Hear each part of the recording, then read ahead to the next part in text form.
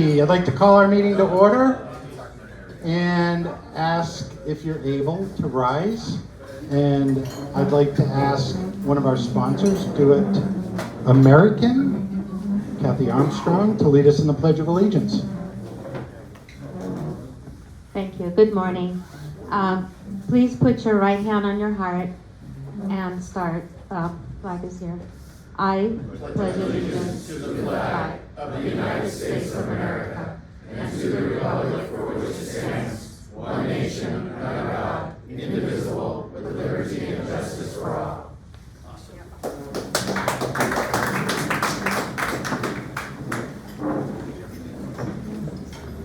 So I want to welcome everybody to our April Legislative Action Committee meeting. Most of you have been here, so I'm going to spare my long-winded sales job of what our committee does.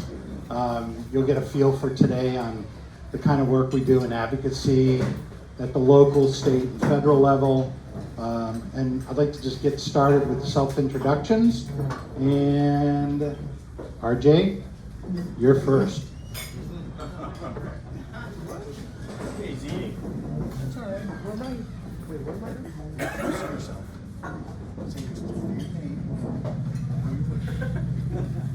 I'm RJ Spiegel, Karen and Bobby's grandson.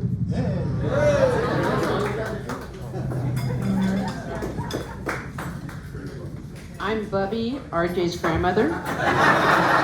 Those of you who don't know, Karen Spiegel, Riverside County Supervisor. Edward Coronado, legislative assistant to Supervisor Spiegel. Good morning, or good afternoon now. John Peterson, JP with DFI Insurance. Hello, I am Brenda Añolas with DFI Insurance. Hello, everyone. Lena with DFI Insurance. Marissa Herrera, hi everybody, and I'm with Always Best Care Senior Services. Ramon Ritorto with NG.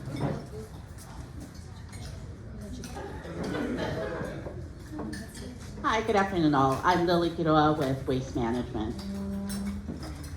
John DiGirolamo with DFI Insurance, and I also serve on the board chamber. Luis Cetina with the Metropolitan Water District. Joel Nodick with Alpha. Hi everyone, Ray Sumarsono, owner of Signorama Corona. David Brambilla from Creative Marketing, also on the board. Jim Gore, Vulcan Materials Company. Hello, Barb Goodrich-Welk with Vulcan Materials Company. Hi, I'm Amador Corona. I'm an attorney. I've been in private practice for 45 years. Good afternoon, Derek Murray with Sunset Vans here in Corona. Casey Deaver with the 63rd Assembly District. Victor Hernandez, Office of Assemblywoman Leticia Castillo. Ricardo Guerrero with Senator Sabrina Cervantes. Hello everyone, Art Marquez, SoCal Gas. Dan Zaplak with Do It American Manufacturing. Good afternoon. This is Yam Go from Shigo Engineer Products. Hello, Ching Chia, Shigo Engineer Product. Lane Tucker, Diamond League Transportation. He's Safe, Carstar, Hostile Collision, the Kings of Rock and Roll, and Chamber Board member.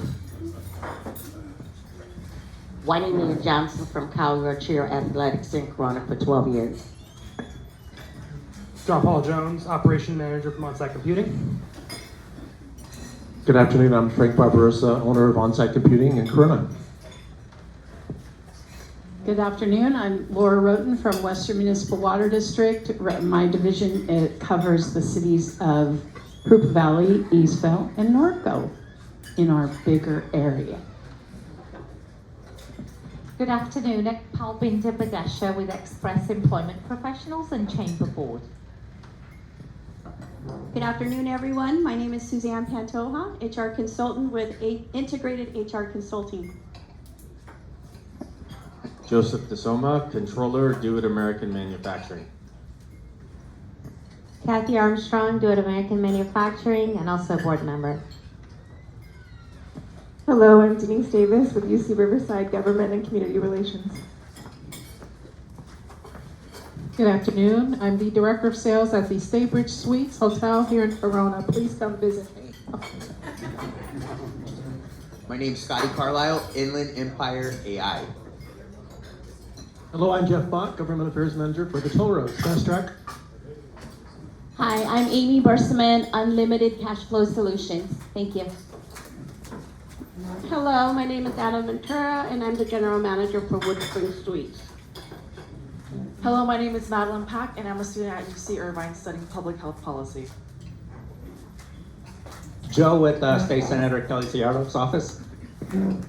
Braxton with State Senator Kelly Seyarto's office. Sandy Klein, Realtor with Remax Partners. Good afternoon, I'm Linda Pearson with Corona Regional Medical Center. Good afternoon, Alistair Machoka, CEO at Corona Regional Medical Center. Saul Shapiro, educator, all things credit and debt, and volunteer ambassador with this Corona Chamber. Wayne Tolman, Inland Janitor Supply, and Chamber Board Member. And finally, I think the end. Hi, I'm Barb Marino with board member with JCSD, Group of Community Services. A few more. Anthony Maldonado, Programs Manager with the Corona Chamber. Robert Yanes, Membership Development Coordinator, Corona Chamber. Rachel Gardia, as Administrative Assistant and Member Engagement Specialist with the Corona Chamber of Commerce. Jeff Gibson, consultant to the Chamber. Bobby Spiegel, President and CEO for the Corona Chamber. Kelly Seyarto, staff for Joe and Braxton. You know your place. Chad Miller, Chairman of the Board for the Chamber and Agility Health. And I want to properly introduce our chairman for today. He gets upset every time I do it, but there's some new faces here, and I just want you to understand how privileged we are here at the Corona Chamber to engage and have someone volunteer like we do. And yes, Jeff, it is volunteering. I'll pay you double the salary we paid you last year, okay? Half of nothing is nothing. Yeah, well, double nothing is nothing. It's much better than what the state does for us, so it's all good. Except for our state senator. So let me stay focused on this because I'm going to get in trouble. But we are truly honored to have Jeff Miller as our chair. Jeff served the city of Corona in the Parks and Recreation Commission. Then he moved on to run and successfully win a seat on the city council, not just one term, but two 4-year terms. And then he served as mayor during that period of time for us as well, a couple of times. And then he branched out to go up to the state of California and serve as our state assembly member. Jeff is very unique because he owned his own business and still operates a very successful insurance business here locally, but he services many different places throughout California. But when he was in legislation, so many people that did not have the background of owning their own business would go to him and he could talk common sense to them and explain what those bills that they were looking at doing, how it would impact the business community. Those simple businesses, the small businesses, the mom and pop businesses, they're right there in their own community. And so many times he was able to actually get elected officials to change their focus and their outlook on things to make it a better working condition in our beautiful golden state of California.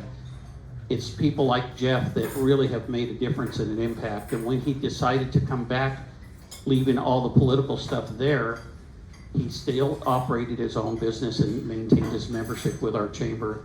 And for the last several years has served as our chair. So ladies and gentlemen, the Honorable Jeff Miller. Thank you, Bobby. Can I quit? 4 more years. 4 more years, right? Okay, I'm just following you, pal. All right, I'd like to ask our chair of our board to say a few words. My brother from another mother, Chad Miller. Would you like to say a few words? Absolutely. So first of all, I just want to welcome you all to our legislative advocacy meeting. Just chairing it, like Bobby was saying, is just truly incredible to have such a powerhouse to be here to help this committee and our chamber and our members and our community. I had my theme here is designed to deliver. You can see by this really cool big banner here. My job as medical device development, that's what we do at Agility and rent and deliver equipment. And our design, what we do to deliver is super critical. Delivering this advocacy opportunity, it's really super important to every business. California is probably arguably one of the single greatest states that's difficult and costly to do business in. And these kind of meetings are super important to our ability to stay and grow here. Our company's been here for, since my father started in the 70s, so 55 years now. And we are super, we love this place. We love California. We don't love what's happening in it and to it. And I think us being here today is just a great testament to all of us wanting to be able to allow our families to live, stay, and grow in our businesses here. So kudos to this committee, what the chamber's doing. I personally went to a city council meeting this week and spoke on a couple of things. Transportation is something. We know that we have a lot of building going on in downtown, so it's going to be messy and ugly for a while, but it will get better eventually. That's the plan anyway. But I was notified we had an opportunity to be an advocate for a business that was off McKinley for a closure that happened. We were able to communicate. Bobby was made aware, he made me aware, and I was able to work with folks at the city. They responded extremely well, got out there, and there was an issue with roads, off-ramps to the freeway that were not expected to be shut down. Well, there was an expected shutdown, but a different ramp and another ramp that weren't known to the city, and they responded quickly. I talked to Rosie, traffic engineer. She responded quickly, and literally very quick, they got PD out there, and it was remedied. And this is an example of how this committee and advocacy and the chamber, the business just made one call, and then we worked together to kind of make it all happen. So this is just a great example of how important advocacy is for our business community. And I thank you all for being here and caring enough to sit down and join us this meeting, and not just what you're going to hear from our awesome Senator Seyarto here, but also what you guys can do to help them out too, because they need us in Sacramento as well. So thank you all for being here. That's it, Jay. Thank you, Chad. It's a great story on how the chamber collaborated with the city and small businesses to solve a problem that was was created by a state agency. I'll leave it at that. It's just a great story. I'd like to have one of our sponsors introduce themselves, and I'd like to ask Ramon R. from NG to say a few words. Thank you very much for your sponsorship.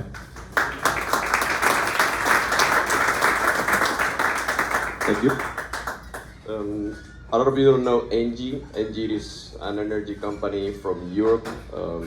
It builds and operates energy plants all across the world. In North America, we've been for more than 45 years, and we are the first operator of battery energy storage. We are focusing on renewable plants. And here in Corona, we've been working for more than 3 years on what is going to be our flagship project in California. Permitting has been very, very hard, and we got a lot of support from the chamber, so I think we wouldn't be here if it wasn't thanks to that advocacy that we were talking about. Very happy to be in the city, very happy to be dealing with the local community. We think this is the way to make things work. Me personally, I'm from Europe, so you can see it. But I think this is the first time that I see this type of engagement between the local business and the permitting authorities and everything that goes around business. And I think it is the way to go. So if I ever come back to Europe, I will tell them that this is what we should be doing. Thank you. Thank you. Thank you, Ramon. Thank you, Ramon. I just want to highlight something with Ramon and NG on what we did as a chamber to help them.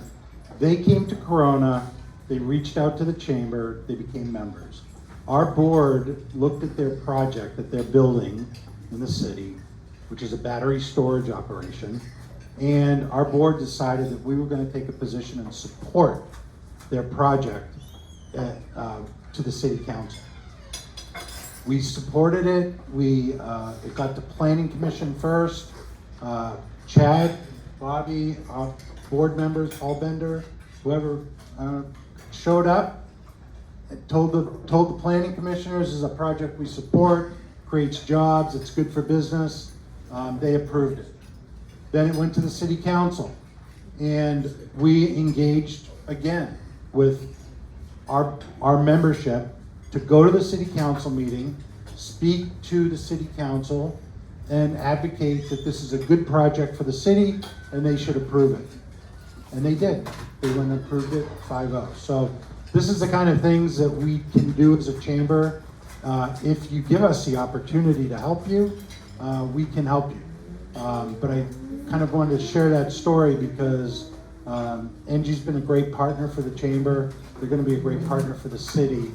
And we were a big part of getting them, helping them get approved. So with that, I'd like to introduce our consultant, Jeff Gibson. And then I'm going to go to Barb at Vulcan to do a quick one. Jeff Gibson owns Occidental Communications Group, and I've known him for going on 30 years now. He's done work in a variety of different areas: housing, environment, transportation, housing. Jessica's Law. He was the author of Jessica's Law in 2006, and we were very part of. And with that, Jeff, I'd like to have you say a few words, give us a quick update on what's going on in your world of Sacramento, Washington. Sure.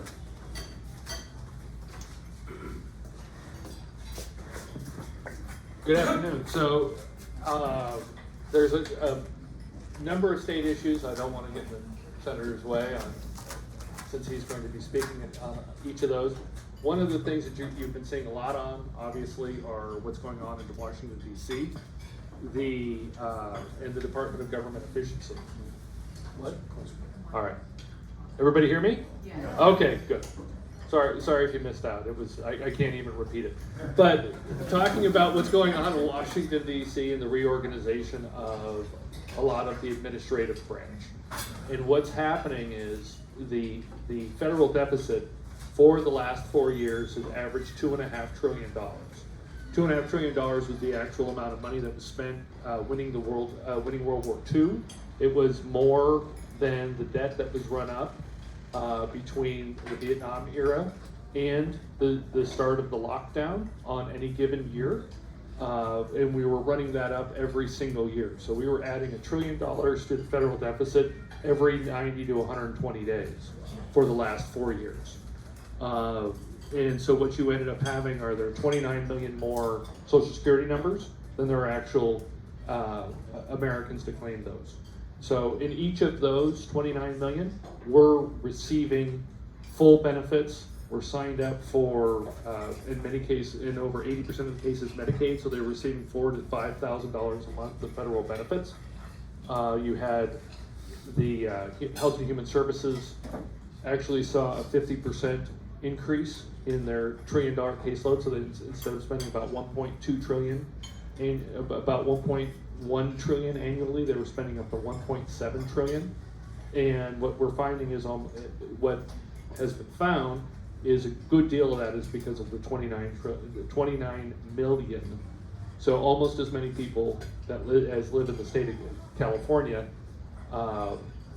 There were that many Social Security numbers that actually were either to a deceased person or to someone who doesn't qualify, or in some cases both. There was one individual that was just arrested that was personally controlling 400,000 Social Security numbers, each of them receiving checks throughout this process. So there's a very good deal of waste, fraud, and abuse. So far, you've seen a cut of about $250 billion in spending, and on its way over a 2-year period to at least equal about $1 trillion a year. again, that doesn't cut any benefit to anyone who is deserving, that doesn't cut any sort of service level to anyone. What you're finding are, invariably, as has happened with the state as well, you're getting a huge amount of $1 billion or up to $10 billion software update programs that never update. There was one software update contract that ended up costing over $10 billion annually that was issued back in 1985 and did not have an end date. And so, yeah, so it was issued when personal computers were not being used in the federal government, and it lasted all the way through to today. So those are the types of ways that we're tracking, because it does affect everything from interest rates to anything that you would face, energy costs on all those different items. So June 3rd to June 5th, we're going to be in Sacramento meeting with the good senator and a lot of other folks, and happy to answer any questions that you may have. Otherwise, I'll get back. Anybody? How come you're not on the news? Thank you, Jim. I appreciate that. Yes. Yeah, do you have an opinion about the tariffs? So tariffs, there are 185 countries that have imposed tariffs on the United States over the last 40 years outside of either World Trade Organization rules or existing two-way trade rules. Each of those countries have, as of yesterday, tariffs and duties were imposed on those countries by the President of the United States, generally at 1/3 to 1/2 of the rate that they were charging. So for instance, Vietnam was charging a 97% tariff on American goods, even though we had a treaty with them that was at 0% in both ways. So goods coming in here from Vietnam had no tariff or any sort of duty put against them. But if we sent an American car to Vietnam, it had a 97% tariff. We threatened a 33% tariff, and actually about 5 minutes ago, Vietnam announced that they were going to live within their tariff agreement with the United States. And that's really the legal basis for what's occurring, is that the demand is for the 185 countries that we have an existing trade agreement with or who are members of the World Trade Organization, that country go back to what they've already agreed to instead of the tariffs that they have. So, but in no case, because they're called reciprocal tariffs, in no case are we putting a duty onto a country that is higher or even close. It's usually about 1/3. So when you hear these countries say, "Oh my God, this is horrible. We can't withstand this," that's 1/3. So if you hear, we're in China, for instance, we're putting on a 30% duty, which sounds very, very high. Okay, well their duty is 90%, and as of this morning, they're charging 124% So yeah, we're just trying to equalize trade. So in any case, with that. Thank you, Jeff. One of our other sponsors for our lunch is Vulcan Materials. I'd like to ask Barb to come up and say a few words. Thank you, Barb, and Jim for your sponsorship. Everyone knows Vulcan Materials Company. We're the nation's largest producer of construction aggregates. So we build the road you drive on, the house you live in, the hospital you stay in when you're getting well. But enough about us. It is so encouraging to see so many people at these meetings and to see the meetings getting bigger every month. I know all of us are probably geeky political people, which is great, but I challenge all of you to go back to your companies and invest the time to spend with your employees and explain to them why certain pieces of legislation will help or hurt your business.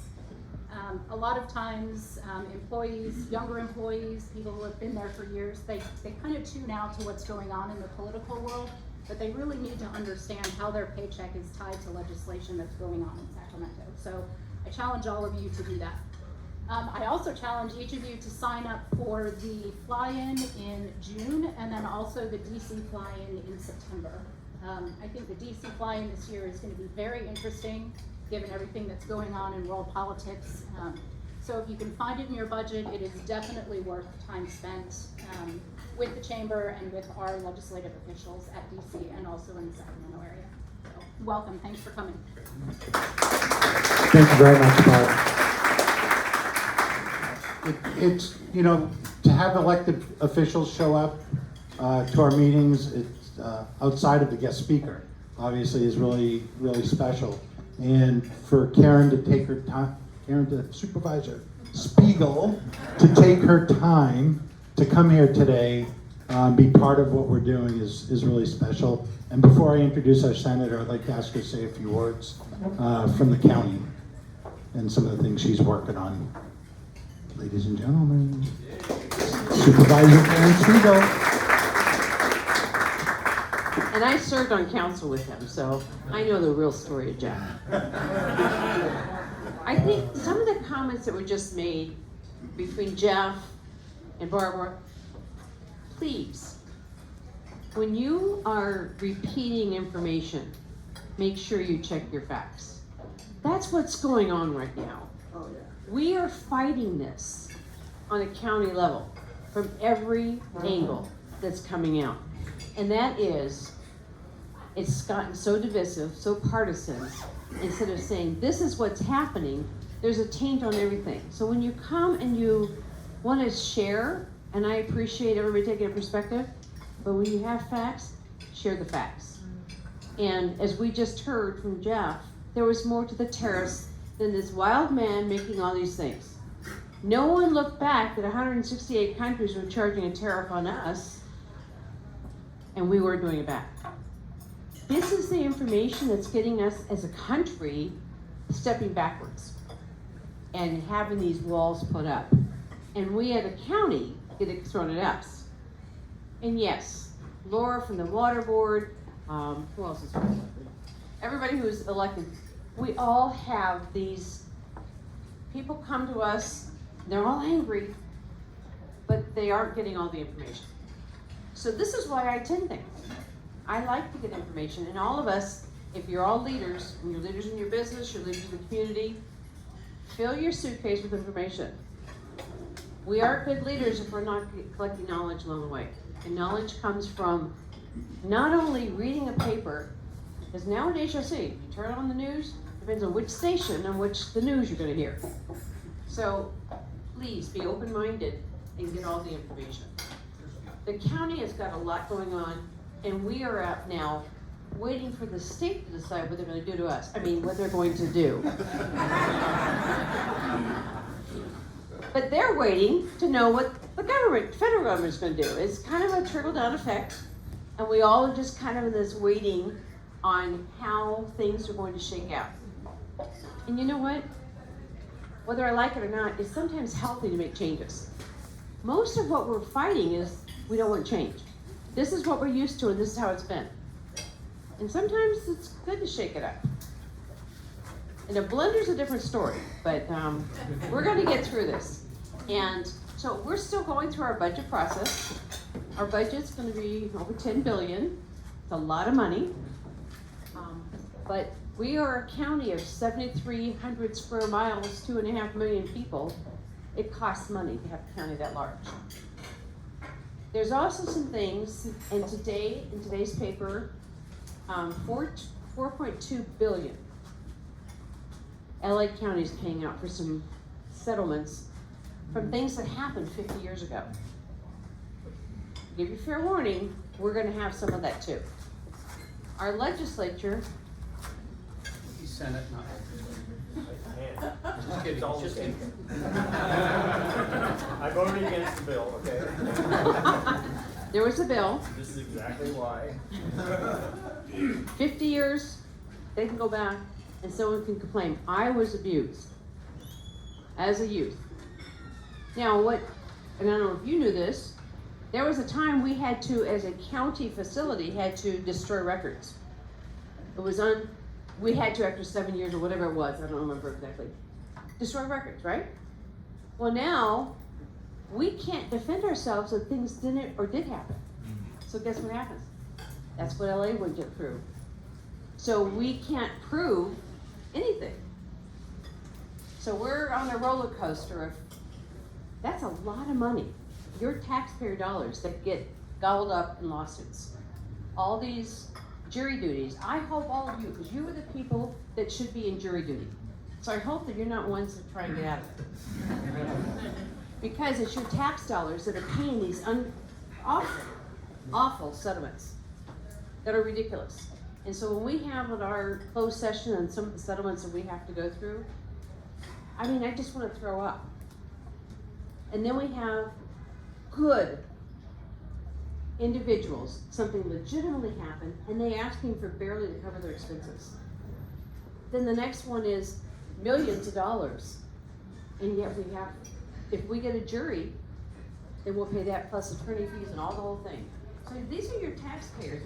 My chief of staff, those of you know Phil, always says, we should put on your property tax bill a line item to pay all the lawsuits. Then you'd know what's going on.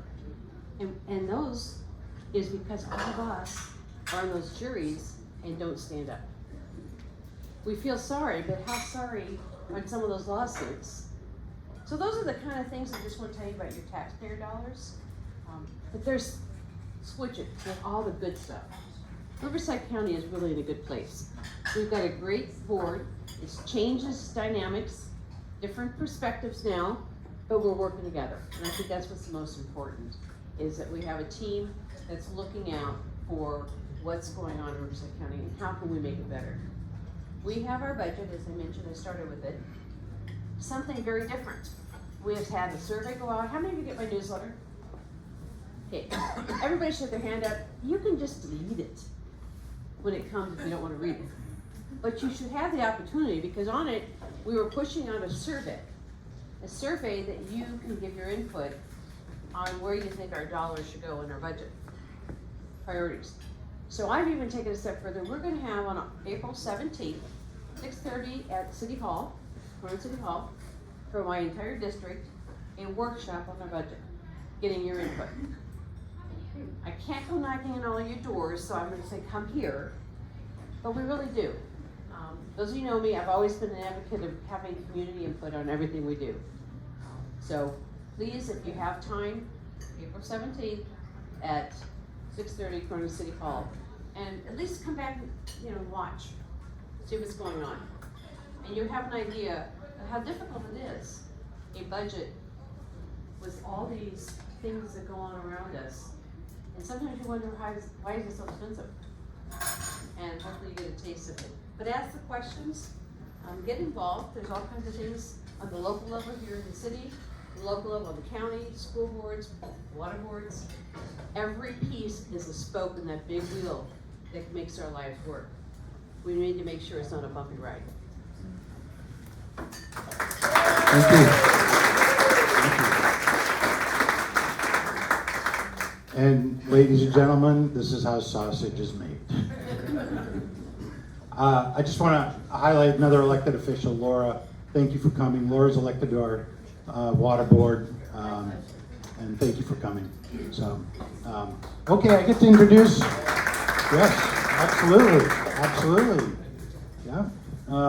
I would like to introduce my old friend. That's OLE, not OLD. Friend, Kelly Seyarto. He was elected to serve the 32nd State Senate District in 2022. He previously served the 67th State Assembly District from 2020 to 2022. He is a retired firefighter who served numerous Southern California communities during a career that spanned 35 years.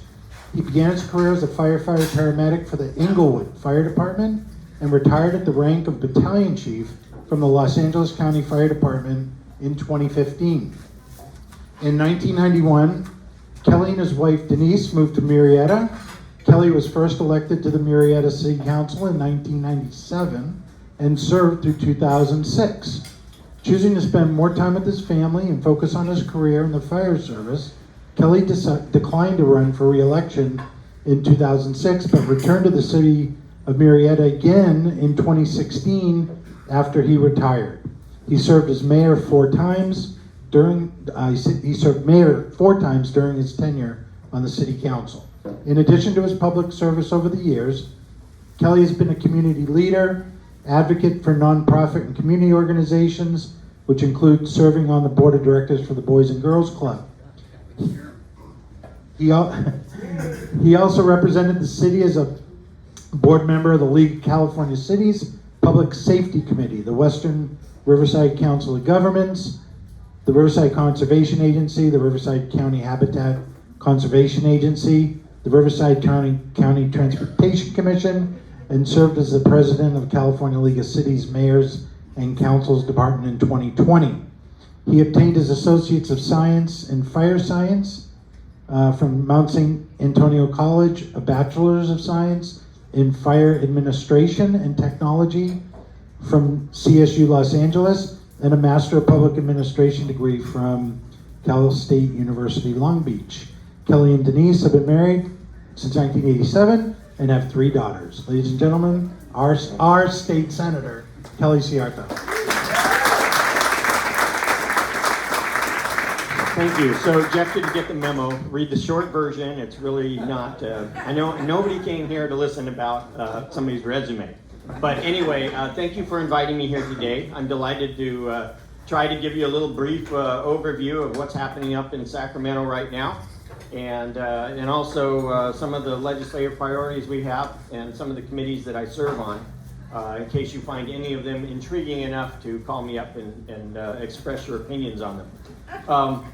So the political climate this year is a little different from years past. There was a little bit of a momentum towards more balance, although we are still very lopsided. But that momentum towards more balance has scared people into being a little bit more measured in how we approach a lot of the legislation in California. That doesn't mean the bad bills go away. That just means that people are a little bit more apt to listen. I've had 13 bills go through various committees. We're 13 for 13. In another year, that probably would be more like 6 out of 13. So we are actually getting legislation pushed through, and that's a good thing. But we also have our calendar this year. We started in January, of course, and because it's a new cycle, we have 2-year cycles that go along pretty much with the assembly. Because it's a new year, we had the whole January thing that was going on with the governor was putting in some new things that he wanted to do. So we kind of were busier in January than we thought, but not working on legislation. But in the meanwhile, my legislative team was able to put together the 20 bills that we are introducing and get them all lined up. And so we're sailing right now into committee season. Now, committee season's fun. I have 8 committees that I sit on, which means I'm going from one committee to another committee. So it looks like I'm not interested in any of them and walk out in the middle of them, and people look at us like, hey, what the heck, dude? No, it's because I have to get to another committee, present my bills, and also listen and establish quorums for other committees. So there's a lot going on in those things. I wanted to talk a little bit also about one of the things that is going to be affecting our businesses very soon. Yesterday, I'll tell you what committees I sit on first. I sit on Public Safety, Natural Resources, both of which I'm vice chair of, Local Government, Transportation, Budget, and then Housing, which I'm vice chair of, and Appropriations, which I'm vice chair of. And part of being on budget is you get assigned to a budget subcommittee, and I'm on budget sub 5. And budget sub 5 is the committee that deals with CDCR, which is our prison system, public safety, transportation, and unemployment. So, a couple of years ago, yesterday we had our budget sub 5 meeting. How many people tuned into that? That's what I thought. So anyway, so I'll tell you what happened. They brought up the UI debt. First, they talked about advances in unemployment after the debacle that happened during the pandemic, where we had $32 billion of fraud happen, and we had to borrow $20 billion from the government. And we found out that, basically the operating systems were like still on DOS. It was brutal. They had not updated their systems in 35 years. And yet they had all this more things to be processing. And so the legislature in 2022 allocated $1.2 billion over 5 years for them to update the system. And they also are building a new building for them that isn't full of asbestos that will help facilitate a more streamlined process for people that need to access unemployment insurance and things like that. So the building is up. It's not, you know, they have to do all the TI work inside. But in the meanwhile, they've made some significant progress updating some of the technology that's inside. So some of our legislators, there's only 4 of us on sub 5. 2 of them are brand new. One was in Congress, but they're brand new to the legislature. So they decided that this was the time to pummel the unemployment over stuff that happened 4 years ago, not realizing these were the people that we actually brought in to fix the problems.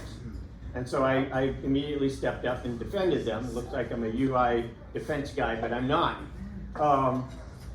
But then we had to talk about the UI debt. We have $21 billion of debt we never paid back to the federal government.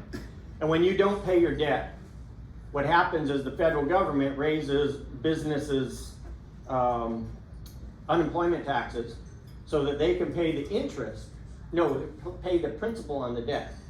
The state winds up paying for the interest out of the general fund, which the general fund is things like when somebody comes up and says, we need $6 million to keep the Special Olympics going, or we need $12 million so that we can do the CASA program. The first year, we paid $438 million in interest. I'm used to saying billion so much anymore. $1 million in interest alone. And our debt actually went up a little bit more. So now they have this little runaway train. And this is what irritated me yesterday. I said so in the committee. 2 years ago, we had a huge surplus. It was $98 billion. And a bunch of that was due to COVID relief funds. So the other 48 states in California, or in the nation, chose to pay off their debt to the federal government for UI, because everybody was borrowing money at the time because of the surge in unemployment during COVID. So everybody else used their money to pay off their debt, and California sent everybody checks for $300 3 weeks before the election that cost us $10 billion. Well, guess what? Now we're paying for it. And not only are we paying for it, now it's a runaway train. The LAO's off. This year we're going to be paying $638 million in interest.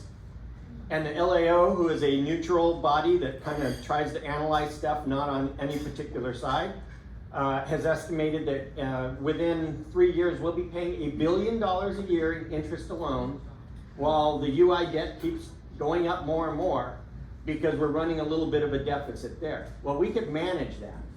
So the solution that they come up with is, well, obviously our taxes on businesses are not high enough. So they're going to come at you guys, whoever owns businesses, and they're going to want to raise the taxes even more. And the choice, I was asking the person from LAO, if we incorporate this 4-step program of yours, how much are you talking about? What happens to, what's the number? And he says, well, you have to understand, and these are good people, I trust them. He said, the question isn't how much it's going to be raised, or we're going to raise it a bunch, or a whole lot of bunch. And I was telling neither one is accepted. We need to find a way to pay off our UI debt so we don't have that. Can you imagine what we could be funding, some of the programs that we're cutting, programs for disability kids and things like that, disability programs. Those are getting cut while we're paying this, and then we're spending gobs of money on other programs that we expanded without paying attention to how much that expansion is going to cost. So the big budget picture in California is this. I'm going to throw out the number, and you're going to say, I'm going to ask if anybody's heard a budget number higher than that ever in their whole lives in California. $320 billion. Billion? billion. That's our budget, general fund budget. Nobody? You know why? Because it's never been higher. It's never been higher than that. And yet, if you go up there and say, hey, look, we got, we need this, we need our workforce development to be full, we need all these things, you're told, well, we don't really have any money. And we are actually running a deficit. So a deficit in California doesn't mean that that somehow we're collecting less money from whatever sources we do. We have a lot of different sources. A deficit in California means, hey, we want to spend way more than we make. That's just foolishness. That's irresponsibility. So that's our big kind of effort this year, is for me on budget, I sit on budget, is to point out that there are better ways to run our finances in California. And now we have a moderate governor, so he is able to, he actually helps us out. Imagine that. I can't, but anyway. So people are trying to fix what has happened without bringing a lot of attention to it, because then we have to admit that some of the pathways we have gone down as far as our energy policy. Energy policy drives costs. That's the number one cost driver. And our energy policy is related to our approach on climate agenda. And if we don't adjust what we know is not working right now to something that will work in the future, it's going to be so expensive that our grandkids will be gone with our kids to other states. It's already happened to me 2 weeks ago. My kids moved from LA to Denver.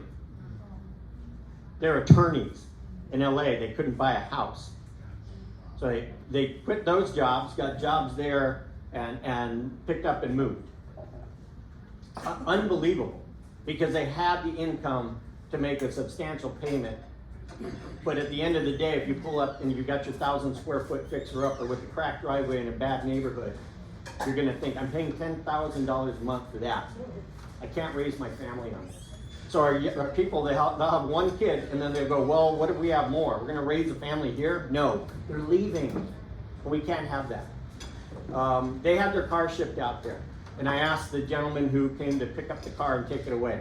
I said, hey, how's business? And he goes, well, business over here going that way is great. He goes, but when I get there, I like to try to, take cars both ways, so that way I maximize my profits. Well, he said he usually comes back empty.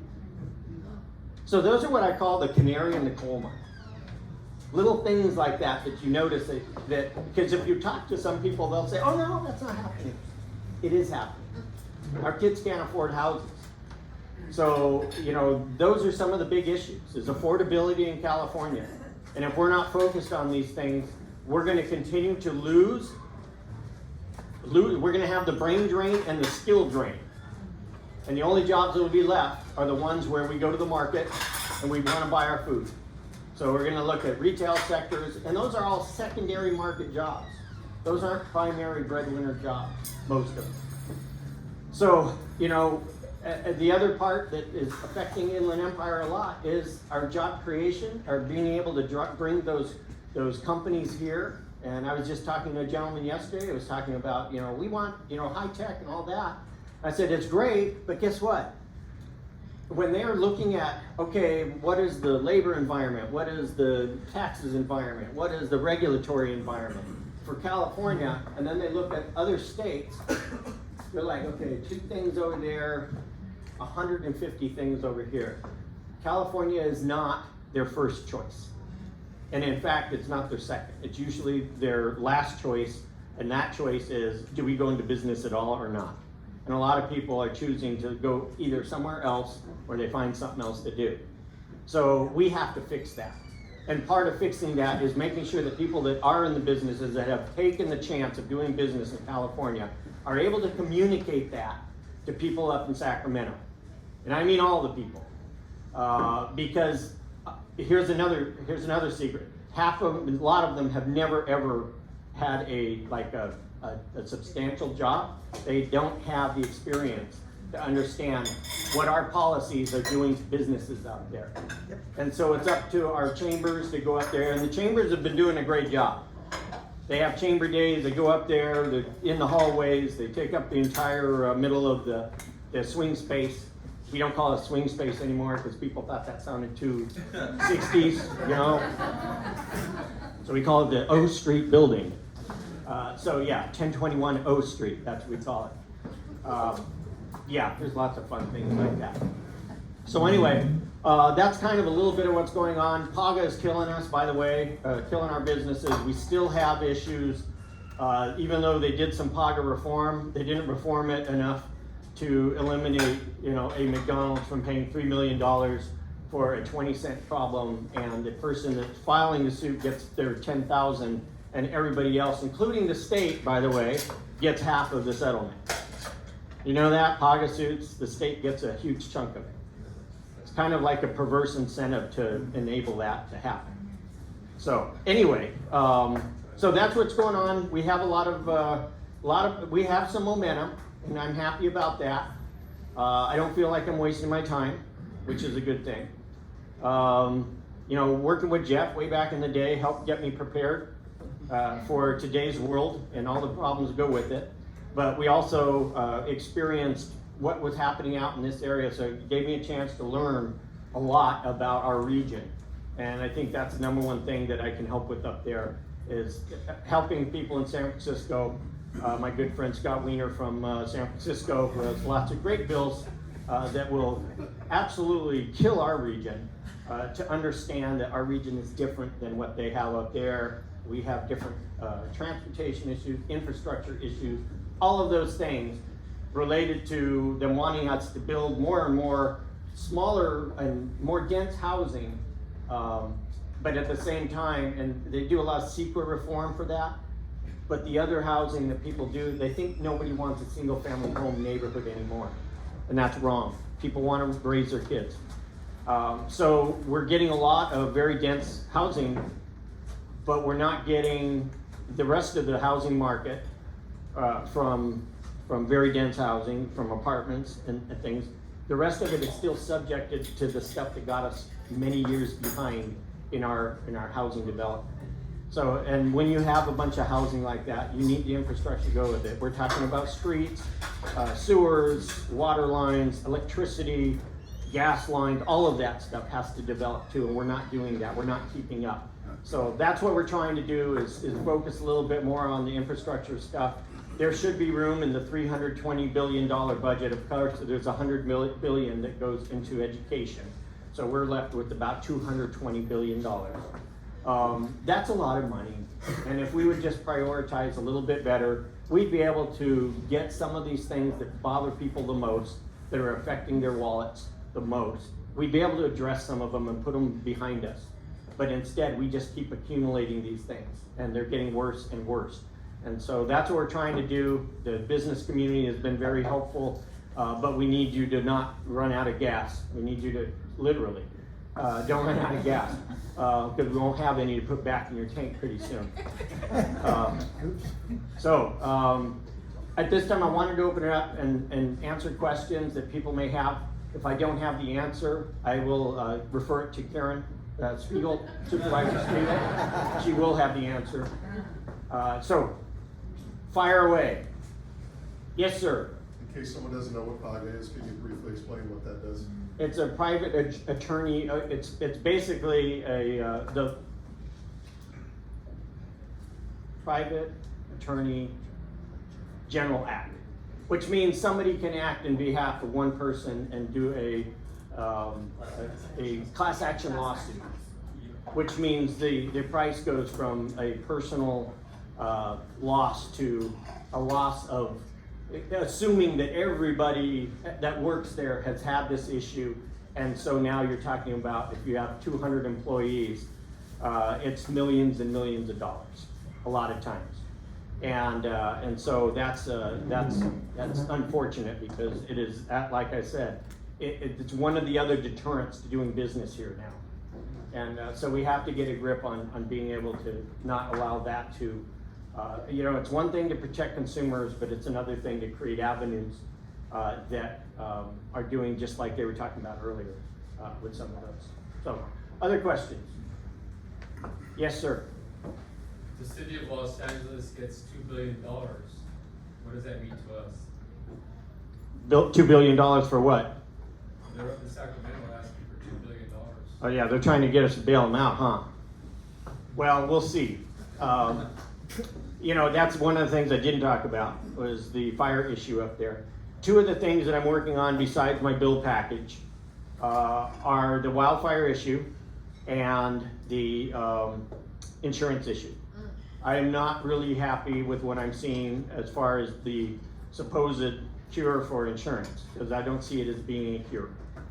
And so we're going to be working on something that's alternative and see if that, once we've gone through all the channels, including maybe consulting with Jeff here a little bit, we'll see how that's going. The other thing is wildfire stuff. Obviously, I have had 35 years doing this. And in the first 2 weeks, we had about 40 bills to address wildfires. Like they're going to solve the problem of what happened there in 2 weeks with a bunch of bills. So I'm working on a much more comprehensive approach to the issues that we're having in the state. We have to deal with the prevention, the response, and then the recovery side. We're learning a lot from these fires, but they're similar to the lessons we did learn and should have learned, but didn't take action on in the other fires we had, like up in Paradise and up in Santa Rosa. So, so that's, LA City is looking at a huge deficit right now, and then they had this put on top of it. Yeah, they probably have the horsepower for us to bail them out, as far as the legislature is concerned. So that remains to be seen. I'm not quite sure what we're going to bail them out with. That means we're going to have to take money from other stuff, but I'll bet you it's none of the stuff that you think we should be taking money from. So I'm not in favor of bailing them out. I am in favor of trying to create systems that work for wildfire recovery, and I think through some of my insurance idea and wildfire legislation going forward, because that's not something that's going to get solved in 2 years. The wildfire issue is so out of hand with fuels and things like that that it's going to take 10 to 15 years to reduce our risk from being in these wildfire areas. Our maps were just redrawn.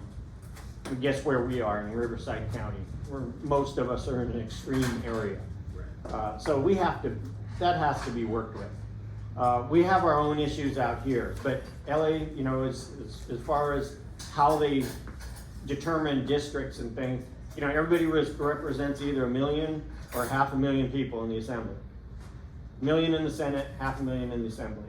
So obviously LA gets more legislators, which means they're going to have the horsepower because their colleagues will go with them and support that. So we'll be interested to see exactly how much not Karen Spiegel, maybe you should go up there and say, I'm Karen, I'd like $2 million. There you go. And they probably won't even know the difference and just write you a check and say, here you go, Ms. Bass. Thank you. So anyway, that's where that's at. People need to be responsible in this whole financial management of our public dollars, and they're not being it. Now people come in, they want us to bail them out, or the state wants the federal government to bail them out, and then when they don't, they cry like they're being wrong. We can find lots of areas where we can manage the $320 billion budget that we have. Because remember, the Fed sent us another $300 billion. We have a lot of money to run California. We shouldn't be running it into the ground. So anyway, any other questions? Yes, sir. Okay, back to wildfires. Wildfires. Many of us, including you, know that the house usually burns from the inside out, caused by embers going through the vents, right? Generally, it starts outside, or it'll go up into the vent, into the attic. So it starts in the attic. Right. Yes. There's a company that's been manufacturing the closed automatic whiz bang things. Why hasn't that been implemented before now? Well, because you're dealing with a lot of homes that were already built, and so you have to go retroactive and you can't go into somebody's house that's already done and already built and say you have to put in this home hardening stuff and it's going to cost you $30,000. Can't do that. Now you can put requirements like LA County has done on homes being built in those areas where they have that home hardening that's done, that's already built into the thing. We have too many neighborhoods that have already been built. And so the only time they wind up doing the home hardening is when their neighborhood burns down. And then they think, I don't want that to happen again, so let's do the home hardening stuff. But couldn't that have been, or can it still be attached to the insurance company to allow discount? Try to incentivize it. Yeah, Right. That's one of the ways you can spur people into doing that. That's what you have to do. You have to incentivize as opposed to mandate. Okay. For homes that are already existing. I vote we do that. Okay. That's one. Who had their hand up? Somebody had their hand up. Yes, sir. Can you share some insight on the current Medi-Cal situation where they're requesting $6 billion from the federal government? How do we minimize that? No, I can't. Next question. No, I'm just kidding. Yeah. All right, this one falls under the category of having more compassion than you can afford. We expanded our Medi-Cal benefits, as you know, and the original cost estimate that was given to us was about $3.4 billion. At the time, I was voting no on the bill, and I said, how do you know how much this is going to cost? How many people are going to access the system if you don't even know how many people are eligible now for this? And I was told we'll deal with it when it comes. Well, it's come, and they want the feds to send them the money, the extra $6 billion, because here's the rub.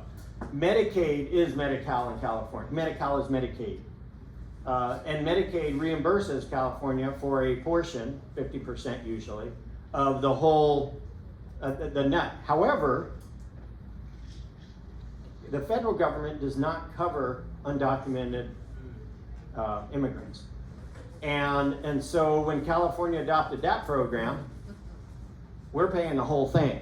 And that whole thing is $9.5 billion this year. And it's not going down. That's just the $9.5 billion we know. So we are estimating now. We're gonna see the full effects of that. I don't know that the problem is going to grow too much more from there, given the current national picture. But we have taken on a program that we can afford. And now it's eating us alive, just like the UI debt of $20 billion. And now it's a runaway train, taking billions of dollars every year just to pay the interest. And then untold amounts from the business community as they try to keep up on the unemployment insurance stuff. Is there anything we can do as business owners, to help share, communicate, advocate? A lot of people don't see and know what's going on. We're gonna go we're gonna go use a line out of Braveheart. Do not flee. No. Advocate. Advocate for your businesses. Let our legislators know what this is doing to them on a business scale, especially when they come. It just seems like every tax increase is a business tax increase now, because they think that's where it can be smoothed over the best. So, and they'll use like, hey, yeah, we're gonna make Amazon pay, and we're gonna make, and they forget to tell everybody, oh yeah, and the little mom and pop store down the road that has 10 employees, yeah, they're paying too. Well, that hurts income to employees, which then hurts Right. the tax revenue. Right. So it's a cycle that feeds itself, and right now it's eating itself alive. All right. Any other questions? I have a question. Okay, Jeff. And before I ask my question, I want to make a statement. I think I can speak for John, my friends at DFI Insurance. If the senator needs any of our help with insurance issues, we will be available to help. Take them out for you. All right. You got some Take me out to the woodshed. You got some Italian side of the Just enough. We're working on it. We're going to get our little focus group together, and we're going to talk about it. You got some insurance guys here that have, Okay, good. that have been taken out to the woodshed. All right. In the last year and a half. The governor seems to have. I thought that was the question. You only get one.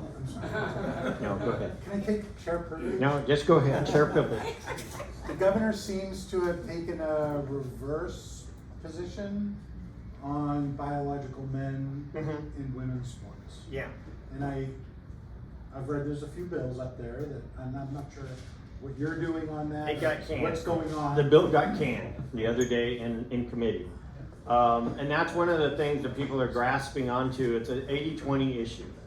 And it's not in the favor of the people that are in favor of what they think is the compassionate approach, instead of just saying, hey, this is one of the issues when you're dealing with this transgender issue. You know, we have a lot of resolutions that they bring up. And if you're doing resolutions that say, hey, you know what, leave people alone, let them live their lives, let them, you know, if they feel like that, let them feel like that. It's not my business.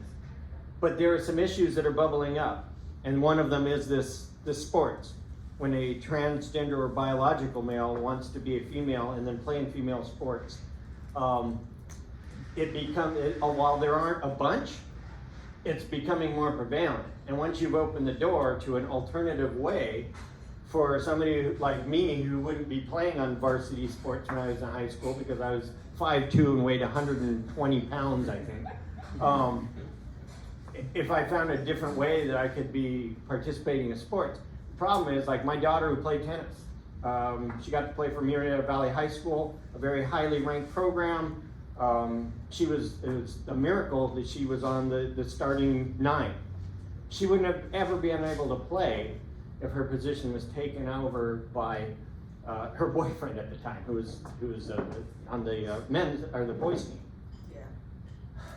And when you're fighting for scholarships, and you know, there's some things that strength, and I'm not saying that there's women that are stronger than dudes.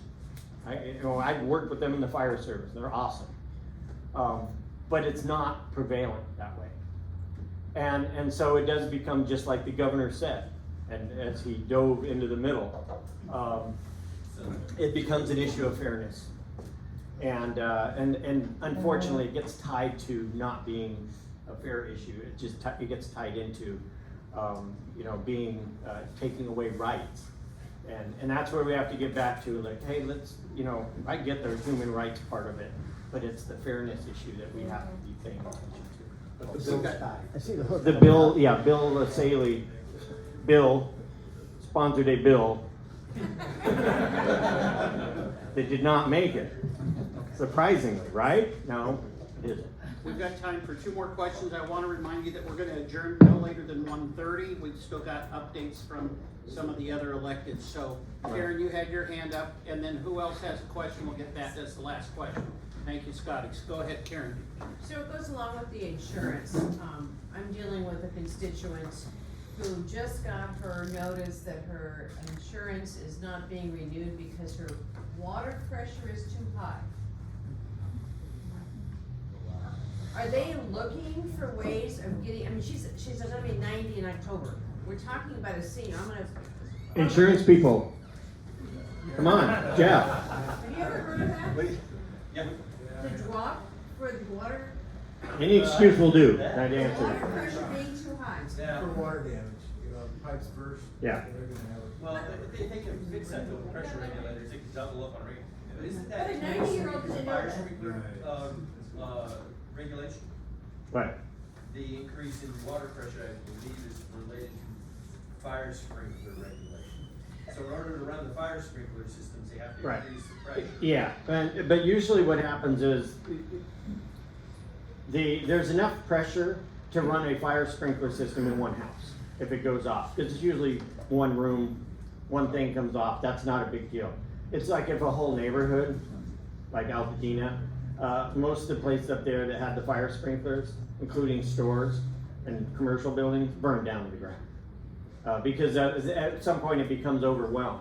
But what they need is pressure pumps that are operated by the water company, so they can turn the pressure up when they need to. You know, they don't have to go out there and turn it down. They just do it on a computer, and then that allows more pressure to come in, but then you need enough supply to keep it up, to be able to get enough hydrant pressure and any other pressures that come up. But yeah. Yeah, that makes sense. I can talk. Yeah, Dot's computer, get that done. Excellent. Scotty, you got the last question? So my Make it a good biggest one. question is when you guys are searching for solutions, like with what happened with Palisades and whatnot, have an idea about how we can do some kind of preventative solution. How would I get that idea to somebody that could do something about it?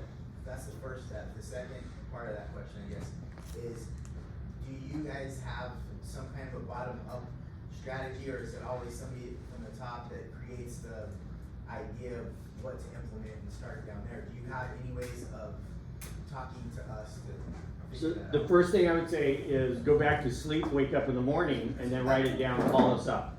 Because that's usually when I think of things, about 2 o'clock in the morning. And there's nobody to call, you know, it's just like, dang. No, you know what, you can talk to our office. I'd be more than happy to steal anybody's idea if it's a good one, because then I can make it mine, and then that makes me look like I'm a genius. But that's where most of our ideas come from, is the public. We have bills that I run that are ideas from the public. And I don't know if you guys, this is one of my bills. If you get an envelope in the paper, or in the mail now, and it says, this is an advertisement across the front, so you know it's kind of junk mail, that's my bill. We got that passed last year. Nice. And it was because our older communities, or senior citizens, old folks, me. Me too. We're having trouble figuring out what was official and what was not. Yes. You know, they get these things, and then, you know, my wife, who's a tax person, would get a call from one of her clients going, oh my God, you know, IRS is gonna, I think they're knocking at the door now. You know, no, they're I got not. that one. So anyway, so that's a, you know, it's something simple as that. That comes from the public. And so when you have ideas that you think would work, you know, give, you know, Braxton a call, day or night. 2 o'clock. He is always there to take your call. You guys, thank you so much for allowing me to be here today. I super appreciate it. Thank you, Senator. And I know that he'll stick around for afterwards, but let's get some of our elected representatives here. So the gentlemen that are here, the ladies that are here that are from the elected offices, if you've got an update. Everyone's going to be shy today. We're not going to do something.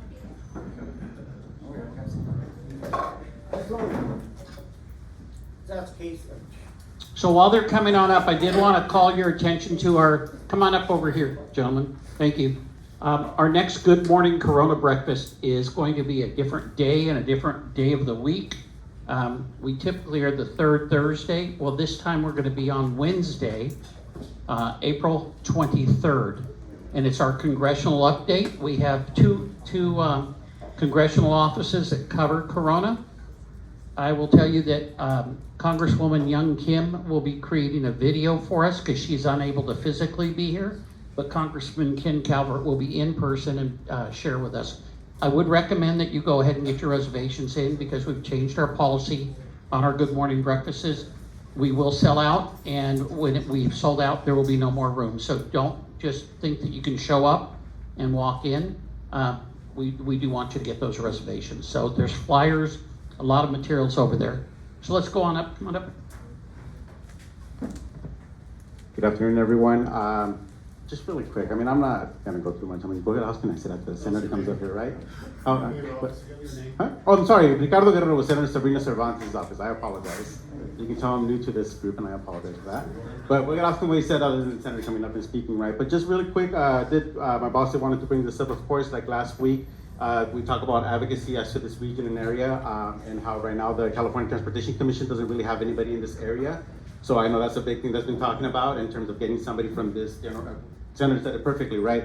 Just because you make a bill up north doesn't mean it makes sense down here too, and that's kind of the same idea with the Inland Empire. So that's one for sure. I had to go stand next to her to keep the Dems from attacking her. Her colleagues were going to attack her on this. So I went up there, I stood there, and I'm like, So you guys really even bother Sabrina for bringing this up? If you saw the video, yes, it was one of those like, oh no, what's going on? No, but I'm glad it was there for that. But yeah, that's basically all I have for you guys. So what's the bill? What was the bill? No, it's not a bill. It's basically advocating to get somebody out here from the Inland Empire from the The California. CTC has nobody from the Inland Empire on the board. Yeah. And they just appointed somebody else, and they're 3 from LA, 4 from San Francisco, 1 from San Diego, 2 up north, above Sacramento, and then 1 in the Central Valley, but not 1 from out here. And that's what she was complaining about, and she's absolutely right. So she was advocating for the region. That's what we like. We like people advocating for the region. Thank you. Good afternoon, everyone. I'm Victor Hernandez from the Office of Assemblywoman Leticia Castillo. I'm just here to give a brief legislative update. As Senator Seyarto noted, it is committee season, and just as a reminder, Assemblywoman Castillo, she is currently serving as Vice Chair of both Human Services Committee and on the Economic Development, Growth, and Household Impact Committee. And then in addition to that, she does have 3 other committee assignments that do include Education, Communication and Conveyance, and then Environmental Safety and Toxic Materials. On the legislative end, she has had 2 bills that have been heard in the last 2 weeks. She had AB 862, which would require school districts to change the way that they are doing measuring pupil achievement by considering the percentage of students that are going through a career pathway, industry-aligned partnerships, and pursuing post-secondary education for skilled trades. That did pass in the Education Committee, so that was great, and it's been referred over to the Appropriations Committee. Her second bill that was heard was AB 1092, which would extend the CCW renewal period for concealed carry from every 2 years to 4 years. Unfortunately, it did not get passed in the Public Safety Committee. So she does have 9 other bills that have been referred to a committee, but have not yet had a date set for a hearing. And then she's had 2 other bills that have not been referred to at all to any committee. And then lastly, just something that we're doing here in the district. Last week, she did host her El Cerrito Town Hall for residents of El Cerrito here in Corona at El Cerrito Middle School, so that was a great success. And then on Friday, April 18th at 6 p.m., we're gonna be at Home Gardens Academy to host a town hall for residents of Home Garden. And then we will be here in Corona in June, and we're gonna start promoting that out soon, so if anybody would like to join us, please feel free to come out. So yeah, thank you guys. Well, hello everyone. Nothing is happening. I have no news. Nothing's going on. Hi, I'm Casey Deeper, and I was answering everyone's question. Yes, I did get a haircut after all. Thank you for noticing. Thank you for asking. I know that was your #1 question, concern for me today. So, as many of you may or may not know, as of Tuesday evening, Assemblyman Saley actually resigned from his office in the Assembly and was appointed to the Central District for the U.S. Attorney's Office. So he is now in charge of that. Yes, I am now the de facto something. No, I am definitely not. So that is the Assembly member's new position. He now is in charge of over 20 million people. It covers the counties of LA, Riverside County, San Bernardino, Ventura, Santa Barbara, Orange. So he has a huge new position that he's in charge of. It is the largest judicial district in the entire country. So pretty cool. So as for the 63rd Assembly District and what goes on with that, there's a lot of unknown. I'm going to be honest with you. We don't know a whole lot. Other than what I can tell you is that there will be a special election that will be held. We don't know when. The governor has 14 days from the time of the resignation to announce it. So far, he has not. So we're not entirely sure when that will be. It'll be sometime later this year. But other than that, I'm not entirely sure. As for the questions for the staff in the office, I don't have answers on that either. So we're still trying to figure that out. At the moment, at this time, we're all still here. There's 6 of us total, 3 in the Capitol, 3 in the district. we're all still here. I literally took in new casework today, so I'm still doing that, still working on that. So you can still reach out to our office, give us a phone call, and everything like that. We're still here to serve as long as they tell us that we are allowed to. So as of right now, that's about what I know. I know we're working on trying to get more information, but it's a lot of unknown right now, but I'll make sure to keep you guys updated on when I know stuff. So, well, that's what I got. So thank you for your time. Casey, please be sure to tell the former assembly member that we wish him the best luck. And we're hoping that he can come here on June 6th to be our keynote speaker at our luncheon. You can ask him if he can, because his calendar should be pretty wide open right now. Yeah. And since he was going to probably speak at the June 6th meeting, which is our next meeting, if anyone would like to be a sponsor, I do want to acknowledge the 3 sponsors from today again. We had NG that was our sponsor, so thank you, NG. Thank you, Vulcan Materials Company, and thank you, Do It American Manufacturing. Let's give them all a round of applause. I want to thank each and every one of you for taking time out of your schedule. And like I said, we will adjourn by the 1:30 time frame. It's about 1:18 right now. There's time for you to come up and visit with the state senator. Jeff, did you have anything else that you needed to? The legislative summit, no, go ahead. Legislative summit. Yeah, so there's a lot of materials over here if you want to pick those up. I think Barb had mentioned about the importance of going on our different trips up to Sacramento or to DC. Come see me if you've got questions on those. We'd love to have you involved in that. But equally important, if your industry is experiencing any kind of challenges in the state or on federal issues, please notify us, and you can email Anthony and he'll get it to the committee so we can review those things, and we hopefully will be able to be there to support for you and for your industry. But we don't know what we don't know, and it's up to you to let us know so that we can be most impactful and supportive of your industry and for your business. And with that, we're just going to extend a big thank you for being here today, and again to the sponsors. Senator, thank you for carving time out of your busy schedule to be here today. Let's give another round of applause to our senator. And our staff has been great from Sizzler. Thank you so very much. Appreciate it. With that, we're adjourned. Thank you.